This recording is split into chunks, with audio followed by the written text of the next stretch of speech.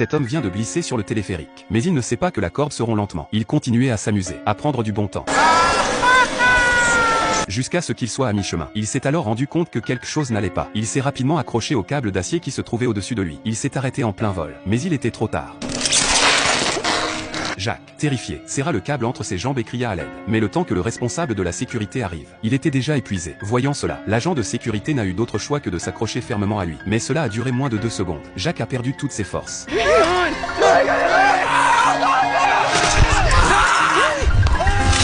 Sa femme, Lisa, a vu tout cela et a rapidement dit au personnel d'appeler une ambulance. Elle-même se mit à courir en bas de la pente, en s'aidant des points de repère du câble d'acier, pour estimer l'endroit où Jacques était tombé. Elle a ensuite composé le numéro de téléphone de Jacques. Elle a suivi la sonnerie. Elle a rapidement trouvé Jacques, qui était dans le coma. Mais bizarrement, après avoir mis Jacques dans l'ambulance, les ambulanciers ne l'ont pas laissé monter dans l'ambulance. Comme elle était en vacances à l'étranger avec Jacques, Lisa ne comprenait pas leur langue. Pour ne pas retarder le traitement de Jacques, elle n'y a pas trop réfléchi. Elle a demandé la carte de visite de l'hôpital et les a priés de partir. Puis elle a enfourché sa moto. Elle a suivi l'ambulance de près. Mais à mi-chemin, une voiture a surgi de nulle part. Lisa n'eut pas le temps d'esquiver et chuta lourdement. Le temps qu'elle se relève, l'ambulance avait disparu. Tout semblait orchestré par une main invisible. Lorsque Lisa est arrivée à l'hôpital, l'infirmière de l'accueil lui a dit que personne n'avait été amené à l'instant. Lisa ne sait pas quoi faire. Elle a cherché dans plusieurs autres hôpitaux, mais elle n'avait aucune nouvelle de son mari Jacques. Elle s'est précipitée au poste de police pour signaler le cas, mais la police ne lui a donné qu'un formulaire à remplir, et lui a dit de rentrer chez elle et d'attendre des nouvelles. À ce moment-là, Lisa se sentait si impuissante dans un pays étranger. Bientôt, la famille de Jacques est arrivée. Le lendemain, ils ont rencontré le chef de la police, afin d'obtenir plus d'indices. Elle les a tous emmenés à la recherche du personnel du téléphérique.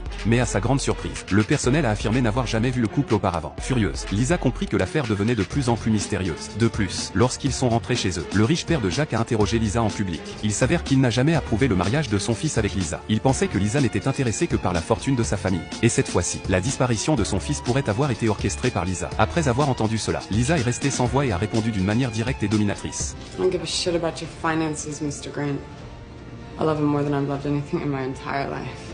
Lisa comprit enfin que ces soi-disant membres de la famille n'étaient pas fiables. Dans ce cas, elle devait trouver Jacques à sa manière. Lisa a grandi avec son père, un gangster, et n'est pas une fille faible.